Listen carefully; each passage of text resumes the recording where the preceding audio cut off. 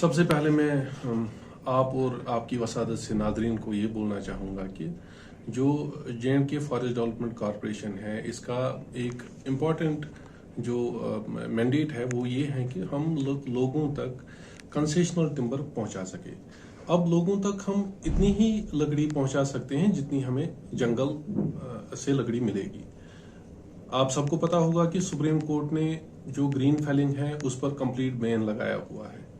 उसके माना ये है कि अगर वही पेड़ हम जंगल से बाहर निकाल सकते हैं जो हवा की वजह से या मान लीजिए बर्फबारी काफी हो जाती है, इसकी वजह से अगर वो जंगल में गिरता है, उसके बाद एक सेटअप बना हुआ है जिसकी वसादत से वो टिम्बर जो भी पेड़ हमें नीचे गिरेगा जंगल में, वो हमें महकमे जंगलात वाले हमारे मान लीजिए मुलाजमीन को या हमारे महकमे को वो हवाले करते हैं ताकि हम वो लकड़ी बाहर निकालें। इसका मतलब ये है कि वही लकड़ी हम लोगों तक पहुंचा सकते हैं जो जंगल में या तो पेड़ गिर जाए या फिर हवा की वजह से वो गिरे। तब जाके जब उसका प्रोसेस कंप्लीट होगा हम वो ले लेंगे, उसके बाद उसकी एक्सट्रैक्शन होगी और वो हमारे पास आएगा, तो तब उसी के बेसिस पर हम लोगों तक वो लकड़ी पहुंचा सकते हैं। यानी कि लोगों तक हम वही लकड़ी पहुंचा सकते हैं जो जंगल में गिरेगी। वो किसी साल कम गिरती है, किसी साल ज्यादा गिरती है। जिस साल कम गिरेगी तो उस साल लोगों को ये अंदाजा होना चाहिए कि हम कम ही लकड़ी उनको दे पाएंगे।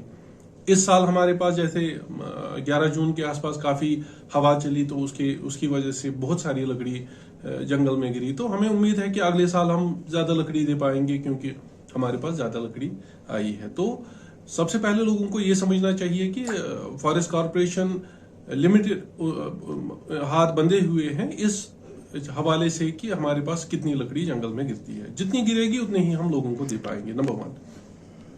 दूसरी चीज ये है कि जो हमारे यहाँ उसकी वजह से बहुत सारी लकड़ी जंगल में गिरी, तो हमें उम्मीद है कि अगले साल हम ज्यादा लकड़ी दे पाएंगे क्योंकि हमारे पास ज्यादा लकड़ी आई है। तो सबसे पहले लोगों को ये समझना चाहिए कि फॉरेस्ट कॉरपोरेशन लिमिटेड हाथ बंधे हुए हैं इस हवाले से कि हमारे पास कितनी लकड़ी जंगल में गिरती है। जितनी गिरेगी उतनी ही हम लोगों को दे पाएंगे, नंबर 1। दूसरी चीज ये है कि जो हमारे यहाँ मकान बनाने का सिलसिला है, इसमें क्योंकि ये एक ट्रेडिशनल मैकेनिज्म से मकान बनता है, इसमें लकड़ी की खपत बहुत ज्यादा है।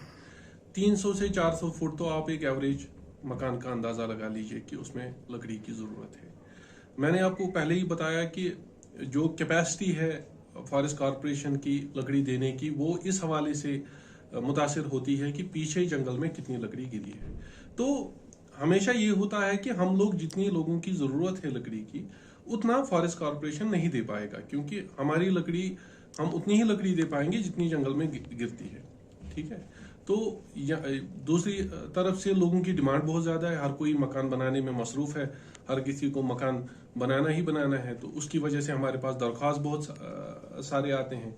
जब दरख्वास्त बहुत सारे आते हैं तो हम एक प्रोजेक्शन लगाते हैं कि मान लीजिए अगर हमें 1 लाख मुकैब फुट लकड़ी लोगों को एक साल में देने का सिलसिला है, तो हम कितनी उनको दे पाएंगे। तो हम मुश्किल से 50 फुट एक हाउस होल्ड को दे पाते हैं, जबकि जरूरत जैसा आपने पहले ही बताया कि लोगों को फिर वो टाइम पर नहीं मिलती और उनकी जरूरत ज्यादा है, उनको कम मिलती है, बाकी उनको मार्केट से प्रोक्योर करनी पड़ती है, उसमें कोई शक नहीं है।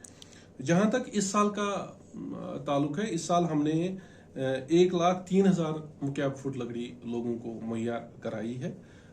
अराउंड 2012 जो एग्जैक्ट डाटा है वो 2012 हाउस होल्ड को उनको लकड़ी इस साल मिली हुई है।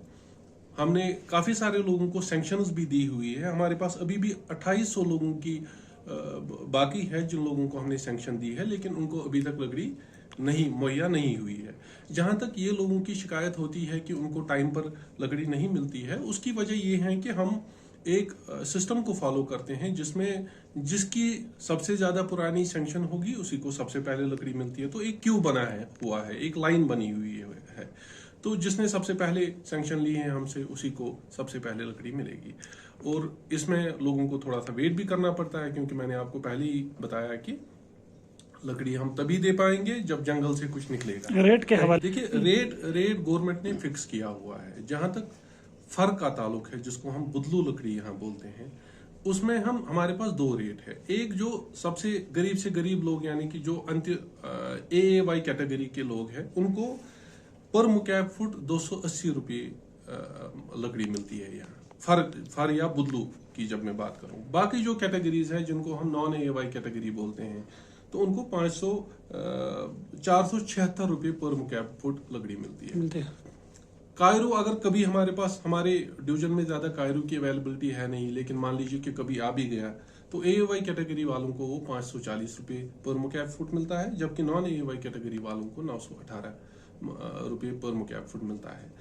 ये शिकायत कि लोगों से ज्यादा पैसे लिए जाते हैं ये बिल्कुल बेबुनियाद है, क्योंकि बाज़ाब्ता लोगों को एक डिमांड ड्राफ्ट बनाना होता है। हम कोई कैश ट्रांजैक्शन हमारे महकमे में होता नहीं है, उनको एक proper demand draft in the name of divisional manager बनाना पड़ता है। उसी डिमांड ड्राफ्ट के अगेंस्ट उनको लकड़ी मुहैया होती है। तो ये सवाल कि उनसे ज्यादा पैसे वसूले जाते हैं, तो मुझे लग रहा है कि इसमें कोई सदाकत है नहीं। सदाकत इसी वजह से नहीं है क्योंकि एक गवर्नमेंट ने एक फिक्स्ड रेट इसमें मुकर्रर की है। वो मैं आपको फिर से आपके वसादत से लोगों को फिर से बयान करना चाहूंगा। AAY कैटेगरी के लिए 280 रुपये पर मुकैब फुट, नॉन AAY कैटेगरी के लिए 476 रुपये पर मुकैब फुट। इस साल आपको कितने हाउस होल्डर को ये लकड़ी फराहम करने हैं? मैंने आपको ऑलरेडी बताया है कि हमने अभी तक 2012 हाउस होल्डर्स को लकड़ी फराहम की हुई है। 2800 हमारे बकाया है। अब क्योंकि विंटर चालू हो चुका है, इसका मतलब है जंगल से हम अभी फिलहाल और मजीद लकड़ी नहीं ला पाएंगे। इंशाल्लाह हमें अगले साल उम्मीद है, क्योंकि हमारे पास 19 लाख की, जैसा मैंने पहले ही आपको बताया कि काफी सारी हवा चली जिसकी वजह से काफी सारे पेड़ इस बार जंगल में गिरे, तो हम 19 लाख तक की हमारी नई मार्किंग हुई है, जिसमें से हमें उम्मीद है 3-4 लाख हम अगले साल लोगों को दे पाएंगे। तो अगले साल हमें कोई दिक्कत नहीं होगी इस हवाले से कि हमने लोगों को ज्यादा लकड़ी नहीं दे पाए, क्योंकि हमारे पास पीछे से काफी माल जंगल में गिरा हुआ है, तो हम इंशाल्लाह दे पाएंगे। इस साल हमारे पास लिमिटेशन ये थी कि जंगल में माल ही नहीं गिरा था, तो फिर लोगों को क्या दे। तो ये एक फिक्स्ड हिसाब किताब नहीं है। कभी हमारे पास माल जंगल में ज्यादा गिरता है तो उस साल हम लोगों को ज्यादा लकड़ी मुहैया कर पाएंगे। जिस साल जंगल में कम माल गिरेगा तो उस साल हम कम ही लकड़ी लोगों को मुहैया कर पाएंगे। शुक्रिया परवेज साहब।